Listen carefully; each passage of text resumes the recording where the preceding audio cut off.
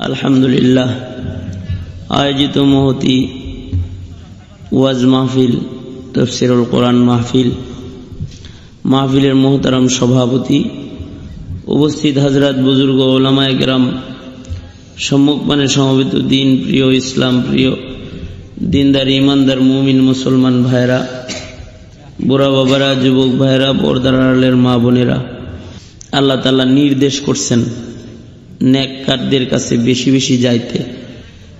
আয়াতে কারিমা আল্লাহ তাআলা বলতেছেন, ইয়া আইয়ুহাল্লাযীনা আমানুত্তাকুল্লাহ ওয়া কুনু মা'আস সাদিকিন।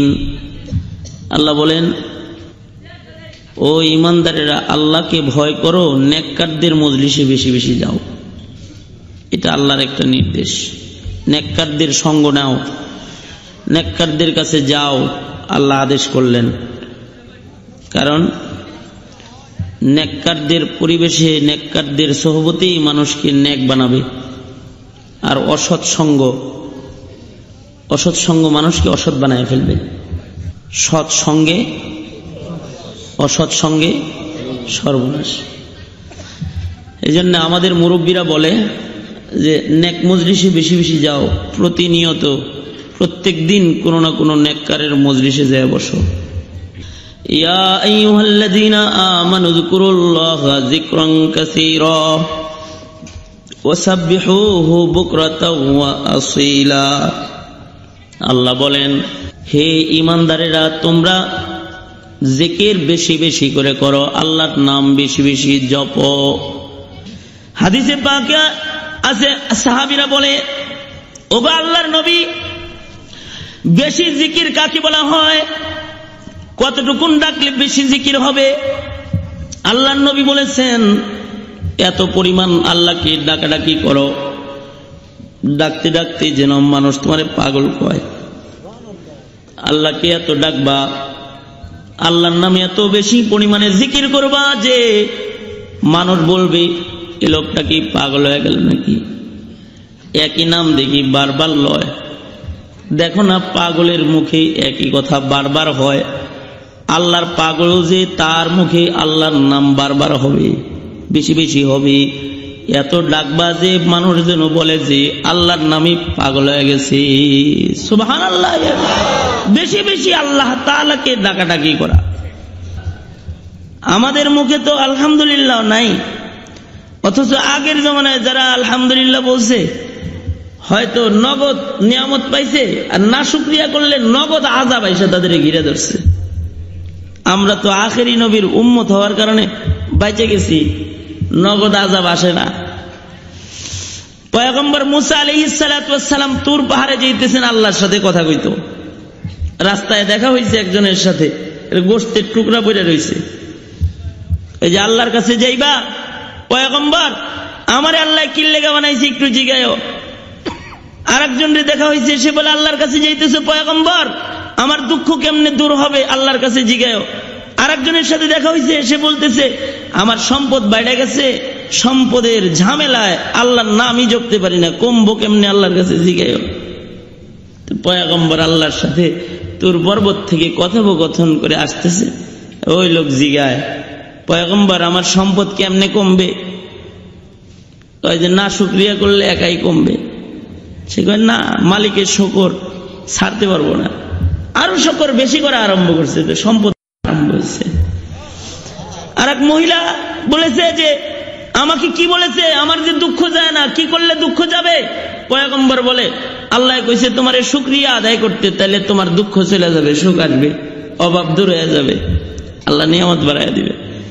মহিলা তেলের আগুনে জ্বলে উঠছে, মোটে পেটে ভাত নাই, আবার শুকরিয়া, যাও যাও শুকর তোমার মাওলারে করতে কওগা। এরকম পয়গম্বর আর উল্টা দাদানি দিছে। এই না শুকরিয়া করতে দেরি হইছে, তার শেষ সম্বল সাধারণ একটা ঘর বাড়ি ছিল, এটাও আগুন আইসা নগদ জ্বালায় ফেলাই দিচ্ছে, না শুকরিয়া করেছে। আর ওই যে অচল একটা মানুষ গোশতের টুকরা পড়ে রইছে, সে পয়গম্বর কি বলে, ওগো পয়গম্বর আমার হাত নাই, আমার পা নাই, আমার মালিক আমাকে কি জন্য বানাইছে জিজ্ঞাসিলেন নাকি? হ্যাঁ জিজ্ঞাসা করেছিলাম। কি জন্য বানাইছে, মালিকে কি বলেছে? পয়গম্বর বলে, মালিক বলছে তোমাকেও নাকি মালিকে অযথা বানায় নাই। মালিকের জাহান্নামে নাকি একটা ছিদ্র আছে, ওই ছিদ্রটা বরাবর তোমার দেহটা আল্লাহ তাআলা বানাইছে। যদিও তোমার হাত পা নাই, তারপরও আল্লাহ তোমাকে অযথা বানায় নাই। হাসরের ময়দানে আল্লাহর জাহান্নামের ওই ছিদ্রটা তোমার দ্বারায় আল্লাহ তাআলা বন্ধ করবে। এ কথা শুনতেই আল্লাহর বান্দা বলতেছে, আলহামদুলিল্লাহ, আমার মালিক আমারে কত ভালোবাসে।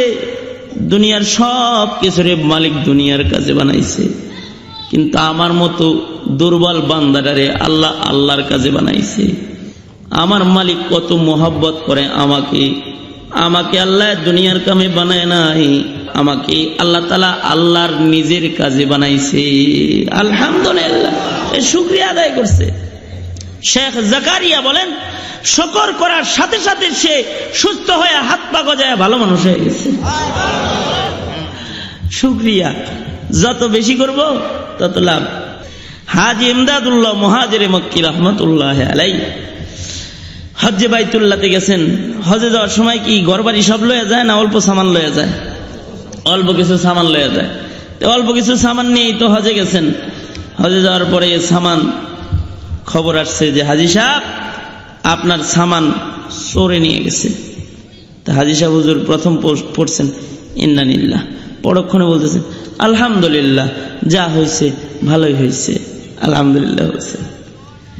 একটু পরে আবার খবর আসছে, হাজী সাহেব চোরের পাও আটকে গেছে, আপনার মাল মাথায় নিয়ে চোরায় হাইটা যাইতে পারে নাই, ধরা খেয়ে গেছে। হাজী সাহেব বলে আলহামদুলিল্লাহ।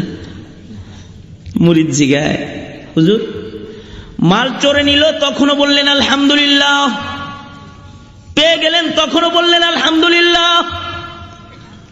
মাওলার মাল মাওলায় লয়ে গেছে। আল্লাহ যা করে সবকিছু বান্দার ভালোর জন্য করে। হইতে পারে মাল চলে গেলে আমার কল্যাণ, এই কারণেই তো হয়তো চোরে নিয়ে গেছে। কম আজ কম আমার মালের দ্বারাই তো আল্লাহর একটা বান্দা অভাবী চোরের উপকার হবে, এর লেগে আলহামদুলিল্লাহ বলেছি। আবার পাইলেন যে তখনও বললেন আলহামদুলিল্লাহ। হজের সফর, অল্প সামান হারায় গেলে তো আবার সফরের কষ্ট হবে। মাওলায় খুশি হয়ে মাল আবার ফেরত দিয়েছি, সামান পায়া শুকর আদায় করছি আলহামদুলিল্লাহ। হার হালতে আলহামদুলিল্লাহ। বেশি বেশি আলহামদুলিল্লাহ বলা, বেশি বেশি শুকর আদায় করা, বেশি বেশি বিসমিল্লাহ বলা। যে কোনো কাজ করবে বিসমিল্লাহ বলা। খাবার খাবে বিসমিল্লাহ, আল্লাহর নামে খাওয়া। কাজ শুরু করতেছে আল্লাহর নামে শুরু করা, লেখা শুরু করতেছে আল্লাহর নামে শুরু করা, তালা খুলতেছে বিসমিল্লাহ, আল্লাহর নামে খোলা, ঘরের তালা বন্ধ করতেছে বিসমিল্লাহ, বন্ধ করা, দরজার খিল খুলতেছে বিসমিল্লাহ, খিল লাগাইতেছে বিসমিল্লাহ, সিটকারি লাগাইতেছে বিসমিল্লাহ, জামা পড়তেছে বিসমিল্লাহ। যত বেশি আল্লাহর নাম নিতে পারে। মসজিদে ঢুকতেছে বিসমিল্লাহ, বের হইতেছে বিসমিল্লাহ, খানার লুকমা হাতে নিয়েছে বিসমিল্লাহ, খানা খাইতেছে বিসমিল্লাহ। যা কিছু করবে বান্দার সকল কাজ আল্লাহর নামে করবে। যে কাজটা আল্লাহর নামে হয় না ওটা আত্মা, ওটা অপূর্ণাঙ্গ হয়। যে নামে আল্লাহর নামে যে কাজটা আল্লাহর নাম নেওয়া হয় না ওই কাজের সাথে শয়তান এসে যায়। বান্দা যত কাজ করবে বিসমিল্লাহ বেশি বেশি বলবে।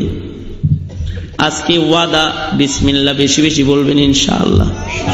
আরো জোরে আওয়াজ করে বলেন বিসমিল্লাহ, শুদ্ধ করে বলেন বিসমিল্লাহ, বিসমিল্লাহ না বিসমিল্লাহ, বেশি বেশি বলা। যারা হার কাজে বিসমিল্লাহ বলবে, আল্লাহর নবী যা দেখছেন হাউজে কাউসার এমন মানুষকে দেওয়া হবে যে বিসমিল্লাহ বেশি বেশি পড়েছে, তাকে বিসমিল্লাহ দেওয়া হবে। বিসমিল্লাহ বেশি বেশি পড়েছে, হাউজে কাউসার দেওয়া হবে, কাউসার পাবে। আল্লাহর নবী মেরাজ থেকে আইসা খালি দোয়া করে, আল্লাহ আমি কিন্তু বিসমিল্লাহ সারি না, সব কাজে বিসমিল্লাহ বলি, তুমি আমারে কাউসার থেকে বঞ্চিত করো না। সুবহানাল্লাহ। বিসমিল্লাহ, আল্লাহর নাম বেশি বেশি বলা হার কাছে। এক মহিলার ওয়াকিয়া, মহিলা বেশি বেশি বিসমিল্লাহ বলতো। মহিলার স্বামী নারাজ হয়ে গেছে, এর কাছে টাকার পুটলা দিলেও কয় বিসমিল্লাহ, ফেরত দিতেও কয় বিসমিল্লাহ, খানা দিতেও কয় বিসমিল্লাহ, যেটা ধরে জোরে কয় বিসমিল্লাহ। পাইলটা কি স্বামী একটু রাগ হয়েছে। স্বামী রাগ হইয়া বলতেছে, খারেশ তোর আদব লইতে আসি। কেমনে? স্বামী একদিন এসে একটা টাকার পুটলা মহিলার হাতে দিছে, মনে মনে চিন্তা করতেছে মজা দেখাইতেছি। তো টাকার পুটলাটা দিয়া বলে যে এই টাকার থলেটা নাও।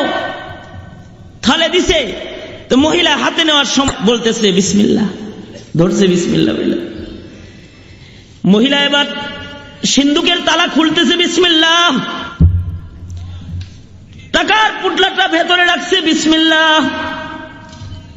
আবার তালা বন্ধ করেছে বিসমিল্লাহ, সিন্দুকের চাবিটা এক জায়গায় রাখছে বিসমিল্লাহ। স্বামী সব দেখতেছে, চাবি কই রাখে, চাবি রেখেছে দেখেছে। স্বামী এবার 2-4 দিন পরেও চাবিটা এখান থেকে নিয়ে সিন্দুকটা খুইলা টাকার থলেটা বাইর করে নিজের টাকা স্বর্ণ মুদ্রা নিজেই কুয়ার ভিতরে ফেলাইয়া দিয়েছে। উদ্দেশ্য হলো বিবিকে লজ্জা দিবে। কয়েকদিন পরে যায় বিবির বলে, বিবি আমার টাকার থলেটা আমারে দাও। বিবি এবার আবার চাবি হাতে নিয়েছে বিসমিল্লাহ, তালা খুলেছে বিসমিল্লাহ, সিন্দুকের ভেতরে হাত দিতেছে আল্লাহর নামে। আল্লাহ তাআলা ফিরিস্তা ডাইকা বলতেছে, ফিরিস্তারে যে বান্দি কামে কামে আমার নামের বিসমিল্লাহ বলে বলে কাজ শুরু করে, আমার বান্দিকে বেইজ্জতি করা যায় না। যা যা একজন ফিরিস্তা চলে যা, কুয়ার থেকে টাকার থলে উঠায়া সিন্দুকের ভেতরে রাখ। আমার বান্দি আমার নাম লয়ে যখন টাকার জায়গায় হাত দিবি, থলে যেন জায়গায় খুঁজা পায়। সুবহানাল্লাহ। বিসমিল্লাহ বলে হাত দিছে, আর সাথে সাথে টাকার থলে দেখে জায়গায় আছে। আল্লাহর নাম, আল্লাহর নামে কোনো কিছু করলে আল্লাহ তাআলা সেখানে বরকত দেয়। এই জন্য হার কাজে বিসমিল্লাহ বেশি বেশি বলা। আল্লাহর নবী বলেন, ও আতাইমুত তাআম, আল্লাহর নবী বলেন একে অপরের খানা খাওয়াও। খানা খাওয়ানো এটা একটা ইবাদত। খানা খাওয়াইলে নেক হয়, সওয়াব হয়, আসমানের মালিক খুশি হয়। মানুষ সামাজিক জীব, তাই এক ভাই আর এক ভাইয়ের খানা খাওয়ানোটাও ইবাদত। আমরা এই ইবাদত করি, এটাও এখন সুবিধা বুঝা করা আরম্ভ হয়েছে। এটা দিনের সাথে খাস হয়ে গেছে। যেমন খাওয়াই, ঈদের দিন খাওয়াই, এছাড়া খাওয়াইতে চাই না। অথবা বাপ মারা গেলে 3 দিনের দিন যে খাওয়ায়, এরপরে আর 20 বছর ধরে বাপ মরছে আর খাওয়ায় না কেউ। অথবা 40 করে না অনেকে, আপনাদের এলাকায় এগুলো করে। এই 40 যে করে, 40 দিনের দিন খাওয়ায়, এরপরে আর 40 বছরেও খাওয়ায় না। এটা হইল না তো। দিন ধইরা, ওক্ত ধইরা খানা খাওয়াবে না। খানা খাওয়ানো এটা একটা ইবাদত। সারা বছর খাওয়াবে, সুবহানাল্লাহ বলেন, সারা বছর। নেতারা খাওয়ায়, ইলেকশনের আগে খাওয়ায়, পরে আর 5 বছর সালামও দেয় না।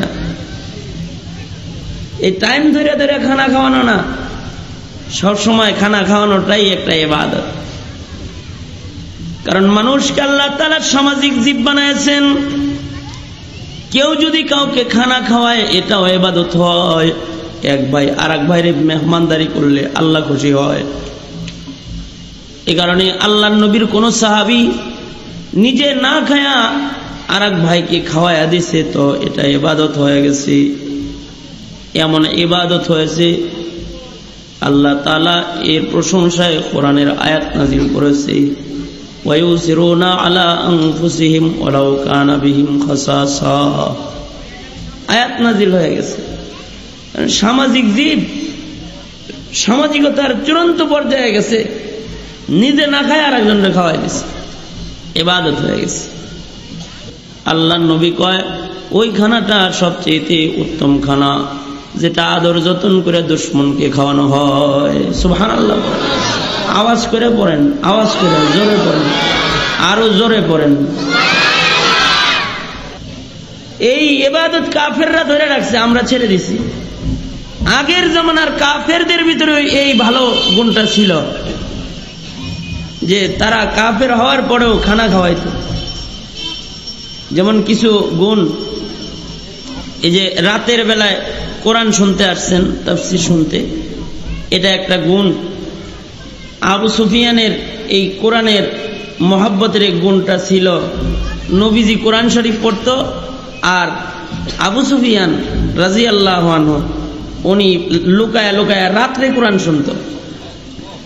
রাতের কোরআন শোনার বরকতে আল্লাহ তাআলা কালেমার দৌলত দান করেছেন, যে ফতেহ মক্কার পরে কালেমা পড়ে মুসলমান হয়ে গেছে। সুবহানাল্লাহ। আমাদের মধ্যে তো কোরআন শোনার সামাজিকতাটাও নষ্ট হয়ে যেতেছে। গান শোনার সামাজিকতা আছে, যাত্রার সামাজিকতা বাকি আছে, পাপাচারের সামাজিকতা বাকি আছে, নেকের সামাজিকতাও নষ্ট হয়ে যেতেছে। ছেড়ে দিতেছি আমরা অন্যায় অপরাধ। আবার এদের কারোর কারোর ভিতরে খানা খাওয়ানোর গুণ ছিল। এ কারণে আল্লাহ কাউকে কাউকে মুসলমানিত্ব দান করেছিলেন। যেমন আরবের কিছু জাহান্নামী মানুষ, Abu Jahl, Abu Lahab, Utba, Shaiba, Mughira, Umayya ibn Khalaf, এরা জাহান্নামী নেতা, এরা জাহান্নামী, পয়সাওয়ালা কিন্তু জাহান্নামী। কি জাহান্নামী? কিন্তু এদের কারোর কারোর ভিতরে ভালো গুণ ছিল। উকবা ইবনে আবি মুঈত জাহান্নামী, কিন্তু তার ভিতরে ভালো গুণ ছিল। ভালো গুণ এরকম ছিল যে সে নিজের কামায়ের টাকা মানুষদেরকে, দরিদ্রদেরকে দান সাদাকা করত, খাওয়াইতো। তার নিয়ম ছিল, সে যদি সিরিয়ায় ব্যবসা করতে যেত, ব্যবসা শেষ করে বাড়িতে আইসা ব্যবসার টাকাগুলোকে সে ভাগ করে ফেলত। এক ভাগ গরিব মিসকিনকে বিলায় দিত, আর এক ভাগ নিজে খাইত, আর এক ভাগ টাকা মক্কার লোকদেরকে দাওয়াত করে করে মেহমানদারি করত। এরকম একটা ভালো গুণ তার ছিল। কিন্তু সেও ছিল মক্কার একজন লিডার, মক্কার একজন মন্ত্রী, মক্কার একজন নেতা। বাপ দাদার ধর্মের উপরে চলে, মূর্তি পূজা করে, কিন্তু তার একটা ভালো গুণ, সে মানুষদেরকে দান সাদাকা করে, সে মানুষদেরকে দাওয়াত করে করে খাওয়ায়। এটা তার ভালো গুণ। সিরিয়ায় ব্যবসা করতে গেছে, ব্যবসা করে আসছে, আসার পরে ব্যবসার টাকাগুলো নিয়ে নিয়ত করলো যে ব্যবসার লাভের টাকাটা প্রথম মক্কার একটা ভালো মানুষকে খাওয়াই। সে চিন্তা করে দেখলো যে গোটা মক্কায় মুহাম্মদুর রাসূলুল্লাহ সাল্লাল্লাহু আলাইহি ওয়াসাল্লামের চাইতে ভালো মানুষ আর নাই। সরকারে দু আলমকে সে সবচেয়ে ভালো মানুষ হিসেবে মনোনীত করতেছে। নিয়ত করছে ভালো মানুষ খাওয়াইব। কেউ কেউ তো নিয়ত করে যে শয়তান খাওয়াইব। একবার তো এক লোক নিয়ত করছে, অ্যালবামটি আমার যদি এই কামটা সফল হয় তাহলে 3টা শয়তান খাওয়াম। বেতার বিতান অডিও এন্ড সিডি সেন্টার। তো এক মুরব্বীর কাছে দেয়া বলতেছে, মুরব্বী আমি তো এরকম নিয়ত করছিলাম যে শয়তান খিলাম, আমার তো খাওয়ানোর নিয়তের বরকতে আল্লাহ যে খাওয়াইলে এত খুশি হয়, শয়তান খাওয়াইলেও খুশি হয় তা তো জানতাম না। তো খাওয়ানোর নিয়ত করছি, আর আমার নিয়ত তো পুরা হয়ে গেছে। কি খাওয়ামো, কারে খাওয়ামো? তাই দেখো মসজিদের সামনে যায় দাঁড়ায় থাকবা, আজান দিলে যদি দেখো যে কোনো ইমানদার মুসলমান হইয়া এতক্ষণ পয়সা চা খাইছে এখানে, কিন্তু আজান শুনে চলে যেতেছে, যদি এরকম কেউ পাও তাহলে মনে করবো ওইটা খারাপ শয়তান। ওই রকম 3টারে ধরে এনে খাওয়াই দিও, তাতে নিয়ত পুরা হয়েছে। কারণ আজান শুনলে শয়তান পালায়, আজান শুনলে যদি মুসলমানও পালায় তাহলে ওটা মানুষ শয়তান, এটারে খাওয়ায়। গল্প বললাম, রাগ করছেন? রাগ করেন না। তে উকবা নিয়ত করতেছে যে আমার যদি এই যে টাকাটা আমি ব্যবসা করে কামাইলাম, এটা একটা ভালো মানুষকে খাওয়াই, কারে খাওয়ান যায় রে? চিন্তা করতেছে। উকবা ইবনে আবি মুঈত চিন্তা করলো ভালো মানুষ খাওয়াই দিই, তাহলে ব্যবসার মালটা ভালো মানুষে খাওয়াইলে বেশি ভালো হবে। লাভের টাকাটা একটা নেক মানুষে আগে খাওয়াই। গোটা মক্কা তন্ন তন্ন করে খুঁজে তালাশ করে দেখলো সরকারে দো আলম নবী মুহাম্মাদুর রাসূলুল্লাহ সাল্লাল্লাহু আলাইহি ওয়াসাল্লামের চেয়ে ভালো মানুষ মক্কায় আর নাই। সে আল্লাহর নবীর কাছে চলে গেল। আল্লাহর নবীরে যা বলে, সরকার আমি নিয়ত করছিলাম আপনারে এক বেলা খানা খাও, তাই ওগো আব্দুল্লাহর ছেলে মোহাম্মদ, আমি উকবার বাড়িতে আপনি আপনার সাথীদের দাওয়াত, আপনাদেরকে আমি দাওয়াত দিলাম, আপনারা আমার বাড়িতে এক লোকমা ভাত খাইবেন, খানা খাইবেন, দাওয়াত করলাম। আল্লাহর নবীরে যে দাওয়াত করছে, আল্লাহর নবী নিজের সাহাবীদের সাথে নিয়ে সময় মতো দাওয়াতে চলে আসছে। উকবা একেবারে ডেক ভরে খানা পাকাইছে, সুন্দর সুন্দর খাবার পাকাইছে। কার জন্য পাকাইছে? মুহাম্মদুর রাসূলুল্লাহ সাল্লাল্লাহু আলাইহি ওয়াসাল্লামের জন্য খানা পাকাইছে। আল্লাহর নবীর জন্য যে খানা পাকাইছে, আল্লাহ তাআলা খুশি হয়ে গেছে। ইরে তুই দেখি আমার বন্ধুরেও দাওয়াত দিয়ে খাওয়াস রে, তুই তো ভালো। আল্লাহ খুশি হয়ে গেছে, আল্লাহর নবীরে দাওয়াত দিছে।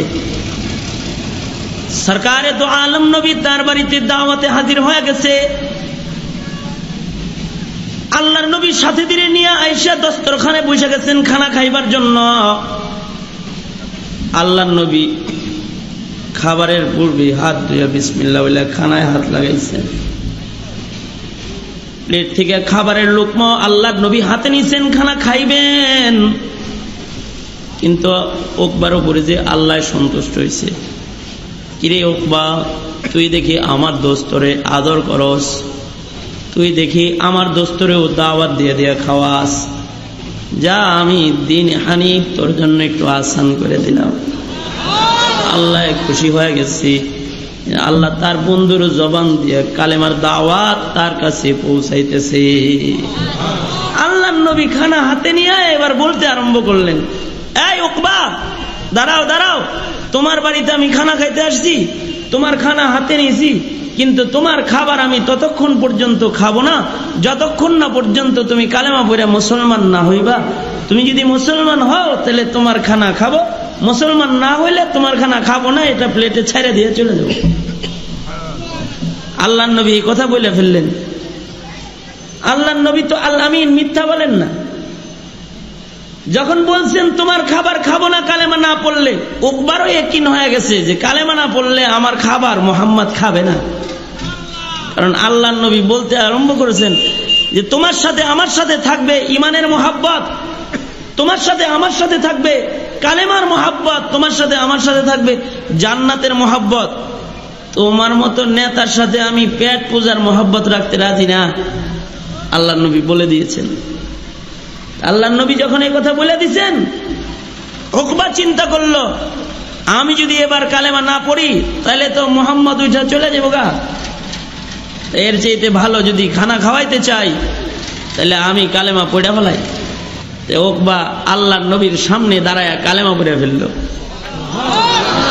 উকবার জবান দিয়ে উচ্চারিত হইল, সে বলতে আরম্ভ করলো, সরকার এটা একটা বিষয় হইল, আপনি একটা দলের নেতা, আমাকে মুসলমান হওয়ার দাওয়াত করেছেন, আমাকে আপনি কালেমা পড়তে বলেছেন, আপনার দলে যোগদান করতে বলেছেন, আপনি নিশ্চিন্ত মনে খানা খান, আমি এখন কালেমা পড়ে ফেলতেছি। সাথে সাথে উকবার জবান দিয়ে বের হয়ে গেল, সে বলল, আশহাদু আল্লা ইলাহা ইল্লাল্লাহ ওয়া আশহাদু আন্নাকা রাসূলুল্লাহ। সে বলল, আমি সাক্ষ্য দিতেছি আল্লাহ তাআলা ছাড়া আর কোনো ইলাহ নাই, আমি সাক্ষ্য দিতেছি আপনি মুহাম্মদ সাল্লাল্লাহু আলাইহি ওয়াসাল্লাম আল্লাহর বান্দা ও আল্লাহ তাআলার প্রেরিত রাসূল। আমি সাক্ষ্য দিয়ে দিলাম, গওয়াহ দিলাম, মুসলমান হয়ে গেল। কালেমা কয়বার পড়ন লাগে মুসলমান হইতে? এই কথা কন না, কয়বার পড়া লাগে? একবার। পড়ার মতো একবার পড়লেই জিন্দগির সব গুনাহ মাফ হয়। যদি বিশ্বাসের সাথে কেউ একবার কালেমা পড়ে তাহলে তার পিছলি জিন্দগির সব গুনাহ আল্লাহ মাফ করে দেয়। ইসলাম পিছনের গুনার উপরে কালি মেরে দেয়, গুনাহ মুইসা যায়। সে কালেমা পড়ে মুসলমান হয়ে গেছে। আল্লাহর নবী তার বাড়িতে খুব মজা করে খানা খাইলেন, কারণ সাহাবীর ঘরে খানা খাইতেছেন, ঈমান আনছে তো। আল্লাহর নবী খানা খাইলেন, খানা খায় আল্লাহর নবী চলে গেছেন। সাংবাদিকরা আর পত্রিকায় দিতে দেরি করে নাই, মানে ছড়াইয়া দিতে দেরি করে নাই, কারণ সে তো মক্কার একজন নেতা, সে কালেমা পড়েছে। তো সবাই বলা আরম্ভ করছে, সাংবাদিকরা মোড়ে মোড়ে খবর ছড়াইতেছে। গরম খবর একটা আছে, গরম খবর, নেতা মুসলমান, নেতা মুসলমান।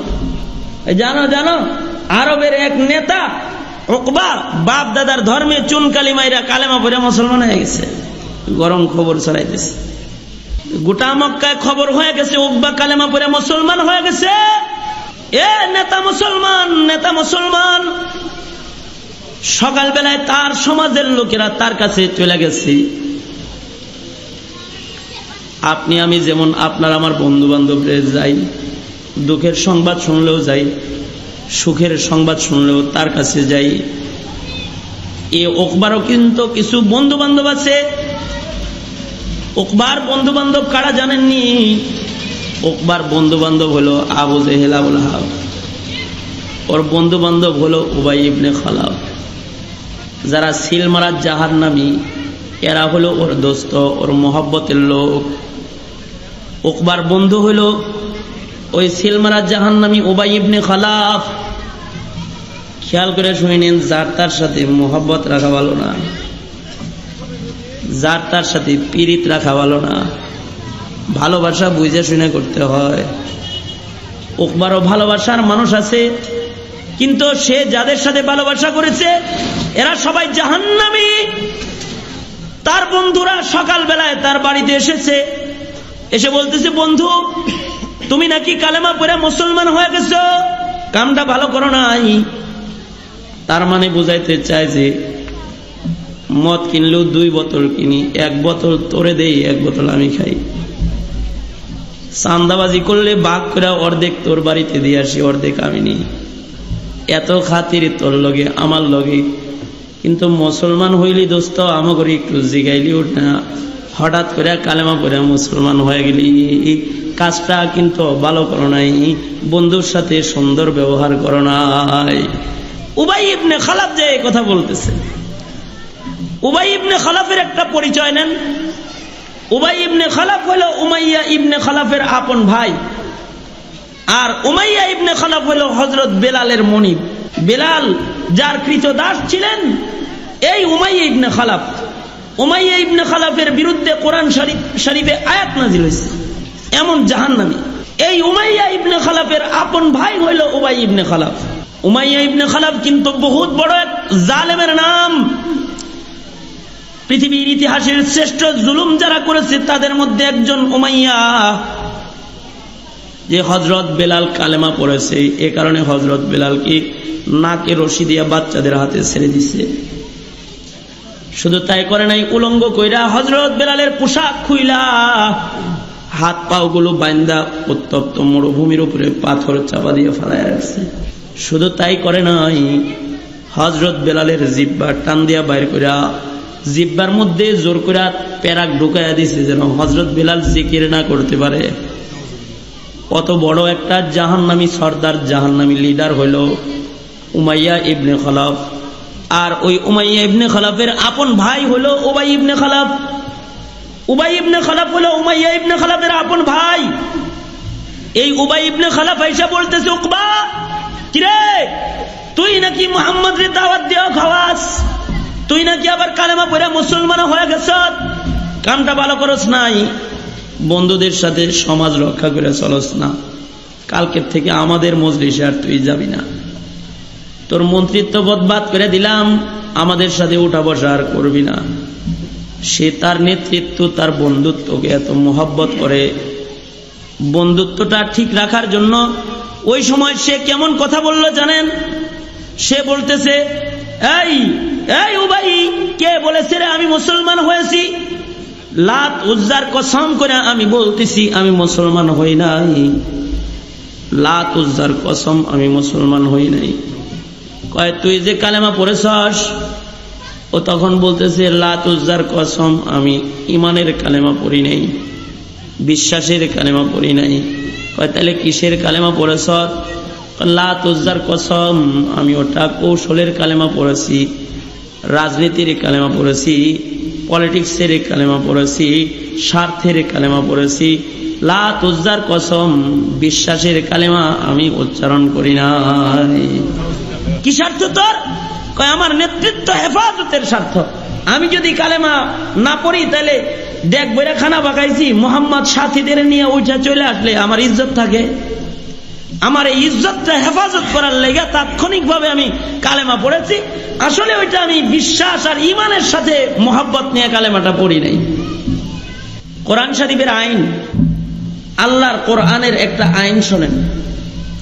আল্লাহর কোরআনের আইন হলো আল ইবরাতু লিউমুমিল লাফজি লা লিখুসুসিস সাবাব। কোরআন শরীফে ঘটনা বর্ণনা হবে একটা, কিন্তু আসামি হবে কোটি কোটি কোটি কোটি, একই দাগের আসামি।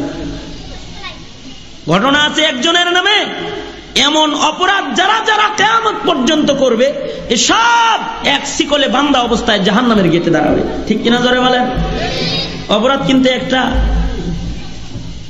উকবা যেমন রাজনৈতিক কালেমা পড়েছে, যুবক ভাইরা শোনো, কিয়ামত পর্যন্ত অনেকে রাজনীতির কালেমা পড়বে, কিয়ামত পর্যন্ত অনেকে রাজনীতির টুপি মাথায় দিবে, কিয়ামত পর্যন্ত অনেকে রাজনীতির পাঞ্জাবি গায়ে দিবে, কিয়ামত পর্যন্ত অনেকে রাজনীতির কোরআন হাতে নিবে, কিয়ামত পর্যন্ত অনেকে রাজনীতি করার জন্য মসজিদে যাবে, কিয়ামত পর্যন্ত অনেকে রাজনীতি করার জন্য হজ্জে বাইতুল্লাহ করবে, স্বার্থ উদ্ধারের জন্য উমরা করবে, সাদাকা খায়রাত করবে, স্বার্থ উদ্ধারের জন্য দান সাদাকা করবে। এগুলো সব জাহান্নামে যাওয়ার কারণ হবে। এই ইবাদত দিয়ে জান্নাত পাওয়া যাবে না। ঠিক কিনা জোরে আওয়াজ দিয়ে বলেন।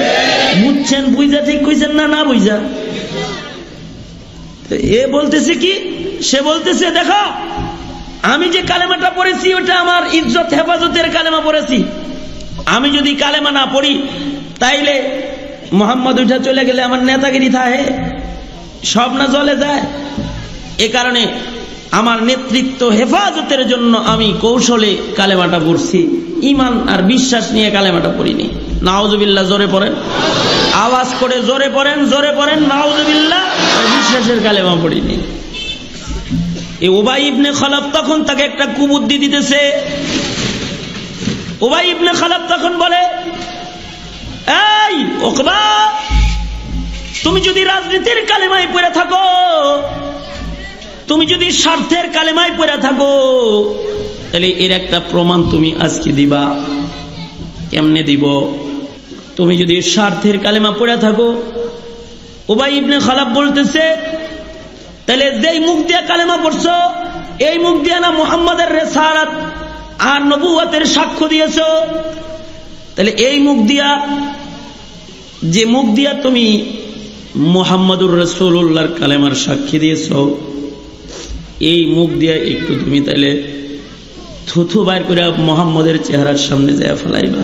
নাউজুবিল্লাহ। জোরে বলেন, আরো জোরে আওয়াজ করে বলেন নাউজুবিল্লাহ।